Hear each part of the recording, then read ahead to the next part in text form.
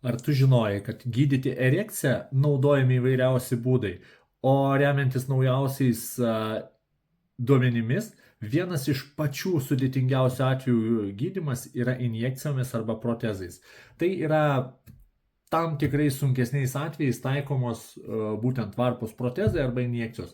Kad to išvengti, ką reikia daryti? Be abejo, gyvenimo būdo pokyčiai, vaistai, tam tikra prasme psichologiniai aspektai ir hormonoterapija. Tai viskas, kas yra reikalinga kompleksiškai, kad neprieiti prie injekcijų ir protezų.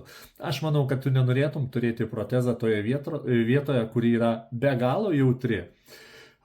Sveika mytyba, fizinis aktyvumas, kartais netgi naujausios kartos vaistai arba maisto papildai gali padėti išvengti ne tik psichologinių aspektų, tokių kaip stresas, kaip nuovargis, nerimas, kurie taip pat gali turėti labai didelį įtaką šiam susirgymui, tačiau ir hormonų terapija.